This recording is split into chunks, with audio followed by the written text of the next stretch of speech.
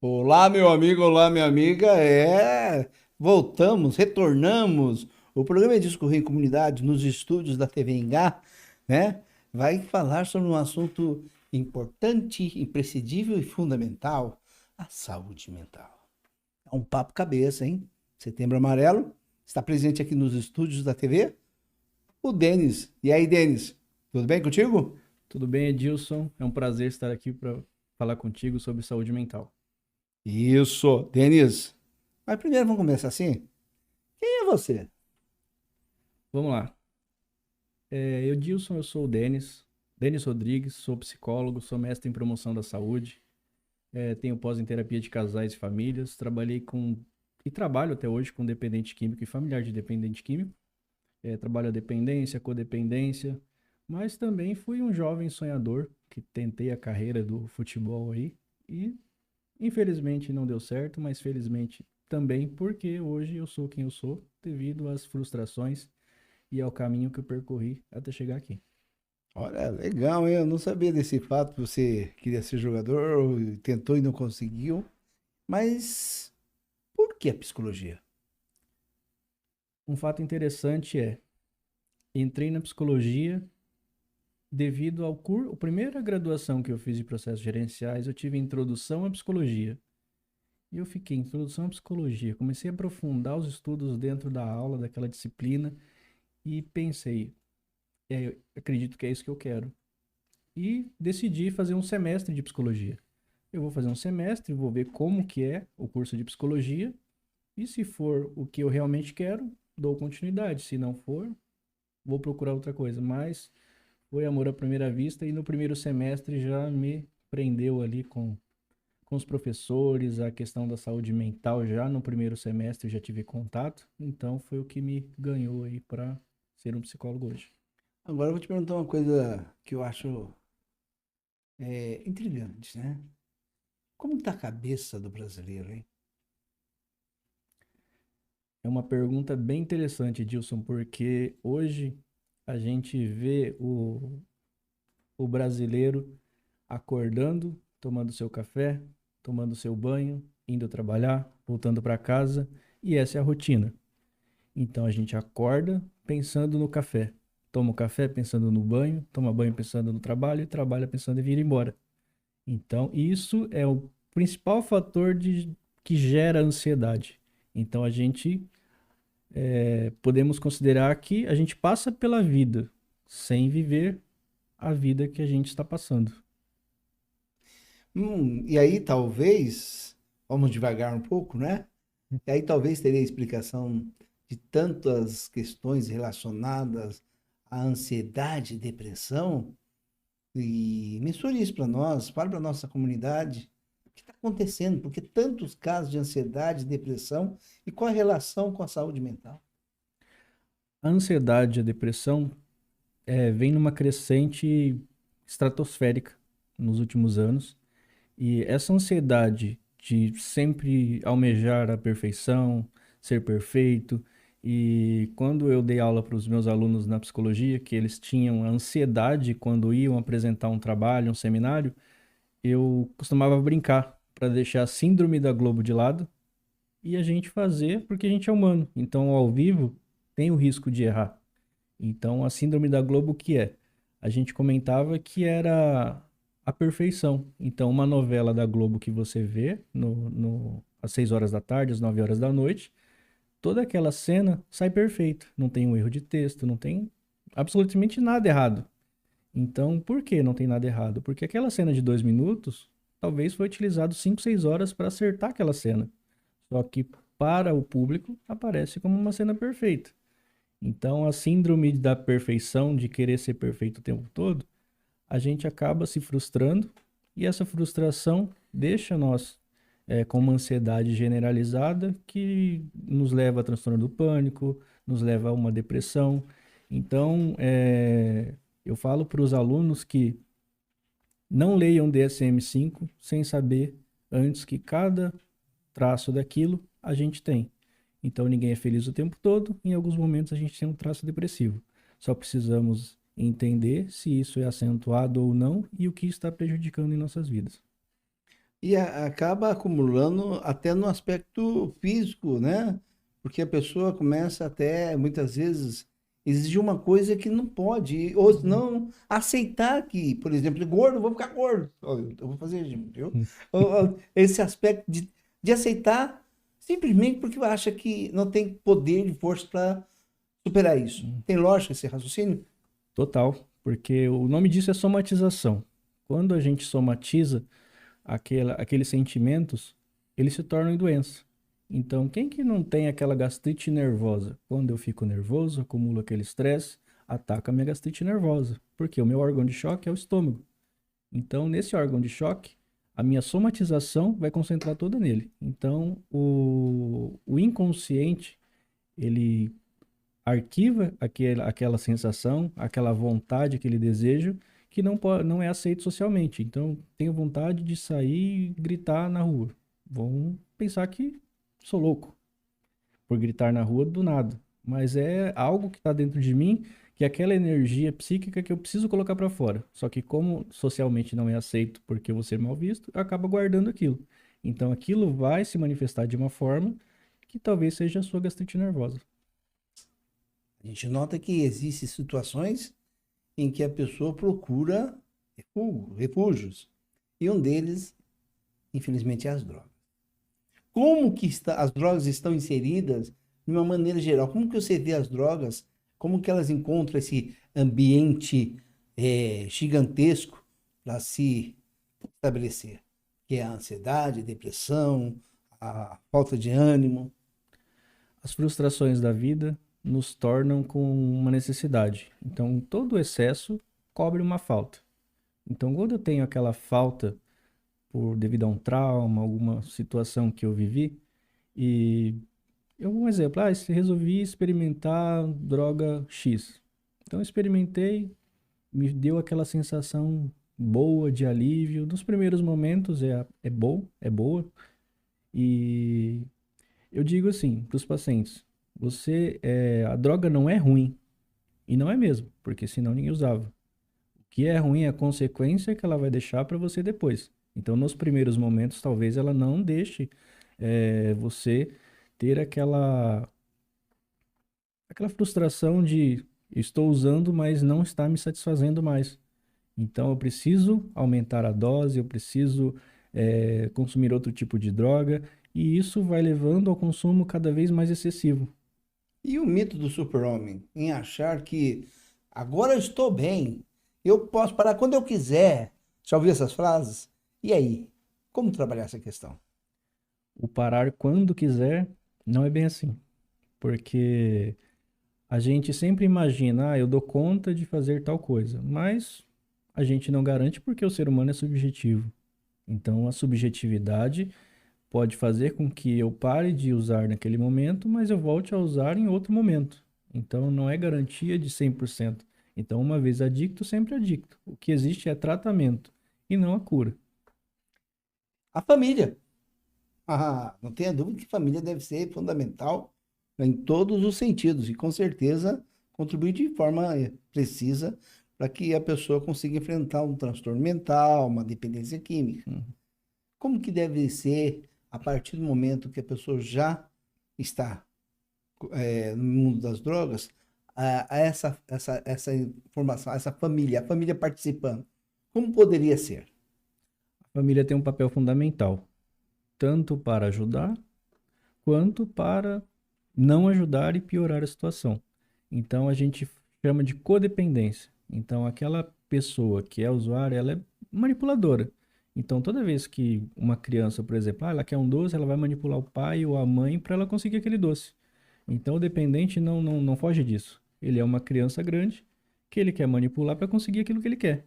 Então nessa manipulação, a família acaba ficando com dó, com pena do paciente e acaba cedendo aquela situação. Então, o exemplo claro é internamento. Quando o paciente precisa do internamento, para ele está tudo bem. Para mim, estou tudo bem. Então, eu não me vejo como as pessoas me veem. Então, a família pensa que ele precisa, mas aí ele manipula toda a situação, mostra que está bem, para que ele não precise ser internado. Então, essa é uma das características principais aí para o paciente dar aquela manipulada e a família codependente. Então, ele é dependente e a família é codependente daquela situação. E é aí que entra o psicólogo. Quando define, o profissional define se essa família está auxiliando ou está atrapalhando. Prejudicando. Ó, e esse psicólogo, ele tem essa noção e consegue fazer com que, de certa maneira, a família perceba que tem um problema ali que tem que ser resolvido. Mas e a aceitação? Ah, o meu filho é o super-herói, não é com meu filho, deve ser, é a outra pessoa que levou, tal. Como trabalhar essa questão da aceitação da responsabilidade? A aceitação é o primeiro passo para o tratamento. Então, se eu não aceito o tratamento, eu não consigo tratar. Porque se eu tenho aceitação de que eu preciso do tratamento e eu preciso, naquele momento, mudar a situação da minha vida, porque ela está indo de mal a pior, o tratamento começa. Então, a partir desse momento. Mas a maioria dos pacientes, eles tentam manipular para dizer que estão aceitando, mas realmente não estão aceitando. Então, aí entra o trabalho do psicólogo, identificar os resultados que aquele paciente vem trazendo, para saber se ele realmente aceitou o tratamento ou ele não aceitou aquele tratamento. Eu falei aceitação, mas eu disse a transferência de responsabilidade. Aí ele está assim por causa de fulano, Beltrano, levou Uhum, para esse caminho. Como conscientizar essa família que não é bem assim? Vai com os próprios pés. uhum. O papel do psicólogo de uma forma rápida, e como deve ser? Os pacientes chegavam para mim e falavam: eu usei, mas foi culpa da minha irmã, foi culpa da minha mãe. E eu perguntava: mas por quê? A gente tem que denunciar então. Aí eles olhavam assustados: mas por quê? Eu, ironicamente, falava: porque você foi amarrado, colocaram para você e você foi obrigado a usar aquela droga. E ele: não, mas não é assim. É que me deixaram nervoso e tal, e eu fui lá e usei. Então tá, vamos mudar de assunto então, porque a responsabilidade, a partir do momento que você assume a sua responsabilidade, você tem que ter a responsabilidade e maturidade para aceitar que foi você buscar a droga. Não foi a sua família que te trouxe, não foi a sua família que te deu. Por um estresse, você vai lá e usa. Então, acredito que a gente não está no caminho certo. A gente precisa mudar esse pensamento para a gente tomar um caminho, um rumo diferente. O senhor já esteve em cargos importantes. Denis já esteve aí no Ministério da Justiça, na Sejuc, aqui em Maringá. Me diga aí, de que forma essa experiência em gestão pública ampliou a sua visão entre as políticas de saúde mental aqui em Maringá, no Paraná, no Brasil? O primeiro cargo foi como psicólogo do DENAPEN, Departamento Nacional de Penitenciárias, do Ministério da Justiça e Segurança Pública. E o aprendizado foi sensacional. Por quê? Porque comecei a trabalhar as pessoas mais manipuladoras que entendem do direito. Então, eles trazem o direito como forma de fuga e como eu fiz isso porque eu fui me defender disso daqui. Então, não é bem assim. A gente tem que entender qual é o nosso erro e qual é o nosso acerto. A gente não pode se esconder atrás de algo que possa nos justificar depois. Então, essa parte de identificar as pessoas no DENAPEN, comecei a entender um pouco sobre a expressão e microexpressão facial. Sobre as pessoas chegar e me contar um determinado fato que eu vejo que realmente não é aquilo que eles estavam falando. Não estou falando que é mentira, mas está faltando com parte da verdade. Mas se você está faltando com parte da verdade, então não é verdade. Correto? Correto. Mas eu prefiro falar que está faltando com parte da verdade. Ok, vamos lá. Em sua visão, quais políticas públicas ainda são urgentes para garantir um acesso mais humanizado ao serviço de saúde mental? Essa é uma pergunta bem interessante, porque no meu convívio de Sejuc, Secretaria de Saúde aqui em Maringá, a gente trabalhou bastante essa questão da humanização, principalmente na psiquiatria do Hospital Municipal. A gente começou esse trabalho de humanização com uma ascensão assim da atividade física dentro do hospital, porque o paciente ele não está ali para ser preso, ele está ali para se tratar. Então, quanto mais humanização a gente tiver, as políticas públicas hoje melhoraram bastante, mas não é o ideal ainda. A gente já tem bastante estudos aí que comprovam atividade física e atividades alternativas para saúde mental. Então, a implantação da atividade física que já tinha quando eu cheguei no hospital, a gente só deu um foco maior, começou a fazer parcerias com as universidades e a atividade física foi melhorando os pacientes dentro da psiquiatria. A gente também fez o Dia da Beleza, que era o pessoal da enfermagem da Uningá se dispôs, junto com o pessoal da estética e cosmética ali, que estavam fazendo uma parceria, para que tivesse pintar unha, cortar cabelo, fazer a barba dos pacientes. E exatamente no dia desse evento, a gente percebeu uma mudança drástica, assim, nos pacientes, que eles começaram a se sentir importantes. Então, eles se sentiam jogados, esquecidos, mas com essa atividade, eles viram que eles também são importantes. Então, essa importância que a gente deu, os pacientes, eles questionavam: você quer me dopar? Você quer me dar remédio? Você não gosta de mim? Então, nessa atividade, a gente começou a mostrar para eles que a gente está ali para tratar eles da melhor forma possível. Que ele é um ser humano, ele não é só um prontuário, número tal. Então, ele é o José, é a Maria, é o João, e não apenas um número. E no SAMU também tivemos uma atividade muito boa com o pessoal da psicologia, os alunos do último ano da universidade, fizeram um treinamento sobre protocolo, sobre como humanizar o serviço, o tratamento do paciente, a conduta na busca do paciente ali, o paciente não chama o SAMU porque eu gosto de andar de ambulância. Eles realmente precisam daquela ambulância, porque senão não perderiam tempo chamando. E também os colaboradores, a gente focou na NR1 também, que atualizou com a saúde mental do servidor, do trabalhador, e nós colocamos uma sala à disposição para plantão psicológico. Então, os alunos do último ano ficariam ali naquela sala atendendo os socorristas, os médicos e quem desejasse ser atendido ali dentro do próprio SAMU. Diga uma coisa: Setembro Amarelo, por Denis Rodrigues.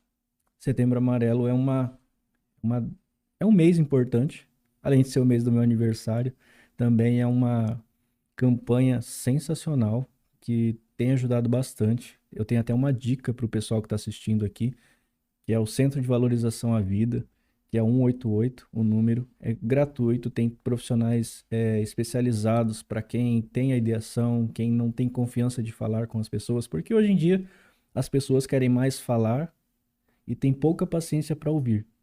Então, esse desequilíbrio acaba prejudicando um pouco em quem está tendo a ideação.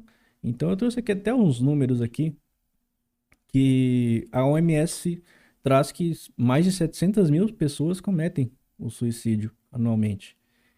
E 43% em uma década no Brasil, que foi de 2010 a 2019, foi um aumento, 43%. Então, os números são desanimadores, mas essas campanhas, como Setembro Amarelo, que não é só no mês de setembro, setembro a gente dá o foco, mas o ano inteiro a gente trabalha com prevenção ao suicídio.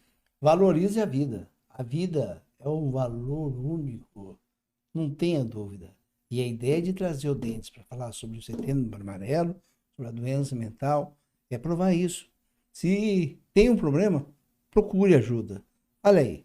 Procure ajuda, procure o seu psicólogo, procure o Centro de Valorização à Vida, procure o psiquiatra, o familiar mais próximo.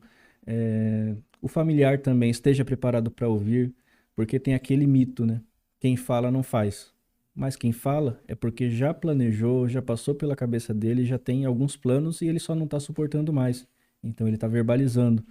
E essa intenção de suicídio a gente tem que tomar bastante cuidado com o que a gente fala também, porque uma palavra que a gente fala, a gente pode piorar toda a situação. Então o ouvir é fundamental nesse momento. Eu vou até me atrever a falar uma outra palavra. A conversa, o conversar, a comunicação, né? Conversar sempre. Mas quais são você como psicólogo, quais dicas vocês daria aí para os familiares ao observar os seus filhos pequenas, crianças pequenas, jovens? Qual dicas que você daria aí para colocar pelo menos uma questão? Opa, vamos analisar? Sinal amarelo? Eu aconselho os pais a acompanharem os filhos, deem a atenção necessária, porque os pais ficam geralmente no celular e deixam os filhos de lado. E os filhos geralmente têm um padrão de comportamento. E quando aquele padrão de comportamento muda, altera, os pais às vezes nem percebem, mas comecem a perceber detalhes. Os detalhes, meu filho já conversava bastante, hoje ele já está mais quieto, já está trancado no quarto, pergunta se está tudo bem, se está precisando de alguma coisa. Mostre a amizade, porque a pessoa que tem essa ideação, ela não quer matar suicídio para a própria pessoa. Ela quer suicidar o problema que já é maior do que ela. Então, aquele problema que já sobressaiu o próprio eu, acaba prejudicando. E como acabar com esse problema? Esse problema é tão maior que eu, que a única maneira é acabando comigo mesmo. Só que os pais e amigos, pessoa em volta, acabam percebendo uma situação diferente. Então, tá muito quieto, tá muito trancado no quarto, muito isolado, no computador, veja o que está acontecendo, acompanha as redes sociais dos filhos que são menores de idade, porque hoje a gente tem muito vilão, muito golpe aí na internet, a gente tem que tomar o máximo de cuidado possível. Vamos citar o caso Ítalo, que aconteceu recentemente. É um alerta para os pais. Gostaria de ouvir a sua opinião. Exatamente, é um alerta. Por quê? Porque a gente vê várias situações na internet, a gente não acompanha todas, a gente não consegue acompanhar todas, mas o nosso filho talvez está acompanhando aquele influencer que está trazendo ideias para que ele cumpra desafios, por exemplo, mirabolantes, como o fato que tivemos há anos atrás a baleia azul, E, que é e vale um detalhe muito importante, observando aí o número de seguidores do Ítalo, não estou, a quem que tem que observar a justiça, ele está respondendo à justiça, Uhum. e a gente tem que analisar essa característica. Me explique uma coisa, uma pessoa que tem 15 milhões de seguidores, o que está tendo de errado? Por que as pessoas seguem percebendo que existe uma certa exploração nas crianças? Então, essa questão dos seguidores, o influencer tem que ter uma responsabilidade muito grande, porque são 15 milhões de pessoas te acompanhando. Você é exemplo para 15 milhões de pessoas. E essas 15 milhões de pessoas, elas talvez tenha aquela pessoa que tem uma ideia X, a outra tem ideia Y. Então, nem todos os seguidores dele vão seguir o que eles estão falando, mas parte daqueles seguidores podem seguir. Então, o ser humano é subjetivo. Dependendo da situação. Um exemplo, eu estou frustrado, perdi o pai, minha mãe não me dá atenção, vários fatores familiares. Esse é um exemplo. Então, talvez aquele influencer ali me deu atenção, falou o que eu queria ouvir. Então, agora eu consigo acompanhar ele porque ele fala o que eu quero ouvir. Então, ele vai me influenciar em tudo que ele falar. E a criança e o adolescente está em fase de construção, de aprendizado. E o aprendizado que ela está tendo é com aquele influencer. Agora, vamos chegando agora para o término, né? Mais duas perguntas. Na verdade, a primeira eu queria que você falasse para a comunidade de Maringá e região. Desse a sua dica. Desse a dica da conscientização do Setembro Amarelo, da valorização da vida. Em setembro, outubro, novembro, dezembro, janeiro, todos os anos, todos os meses. Mas gostaríamos aí de ouvir suas palavras. Pessoal, conscientizem. Setembro Amarelo é uma campanha que vem para falar sobre o suicídio, mas o ano inteiro a gente faz esse trabalho. Só que em setembro a gente foca um pouquinho mais. Então, o suicídio não é só aquela pessoa que tira a própria vida, mas é aquela pessoa que também coloca em risco. Então, como falou no trânsito aqui também, o trânsito também é um risco. Você correndo além da velocidade é um risco de suicídio, porque você está procurando aquilo. Então, tem uma frase que eu vi, que é um meme, então tá uma placa de 80. Então, até 80 o anjo guarda, após 80 o anjo aguarda. Então, essa questão de desobedecer as leis de trânsito, as regras, porque alguém fez o estudo para aquilo. Então, se colocaram a velocidade tal para aquela via, é porque é a velocidade que você precisa andar para andar em segurança. Então, isso também eu considero pessoalmente como um suicídio, arriscar a própria vida em algo que é ilícito. Nesse momento, em algum momento no futuro, alguma pessoa pode estar passando por um momento de sofrimento emocional muito grande. Gostaria que você passasse uma dica para ela, falasse para essa pessoa que está passando, profissionalmente, como que ele deve agir? Ou ela? A dica é: procure um profissional, liga 188, Centro de Valorização da Vida. Eles têm profissionais ali voluntários que gostam da causa, estão ali para ajudar. E também comece a fazer uma autoanálise. Verifiquem, porque as pessoas tendem a focar no que é ruim. Então, 2 minutos ruim do meu dia, eu considero que meu dia foi péssimo. Mas e as outras 23 horas e 58 minutos? Será que foi péssimo o dia inteiro? Agora, no término, o microfone é seu. Fale o que você quiser. Denis. Eu quero primeiro agradecer de estar aqui. É sempre muito produtivo falar com meu amigo Adilson, com vocês aí do outro lado. Espero que tenham gostado. E vamos preservar a vida, tanto na questão do suicídio, quanto no trânsito. Colocar a vida em risco também é uma forma de suicídio. O uso abusivo de substâncias psicoativas também. Então, pessoal, conscientizem, vivam a vida e não apenas passem por ela. Vivam a vida e não apenas passem por ela. Viva a vida. A gente vai terminar assim, em instantes. Bom, muito obrigado por mais uma vez vir aqui prestigiar, falar sobre uma coisa muito importante, que é o Setembro Amarelo, uma questão social, que é importante, uma prestação pública. Você valorize a vida sempre. Procure sempre um profissional. Isso ele falou 23 horas e 58 minutos de coisas boas. Mantenha elas. Faça com que realmente, pouco a pouco, vamos conversar mais, vamos nos unir mais. Peço para que a técnica abra. E num momento tão bacana, você ali olhando ali pro pessoal ali, ó. Aí eu queria agradecer a você, Denis Rodrigues, por ter vindo aqui trazer informações preciosas e muito importantes. E vamos lá. Como que é? Viva Viva a a vida! não apenas passe por ela. Não, então vamos lá de novo. Viva a Viva a vida! vida, não apenas passe por ela. Fiquemos com Deus.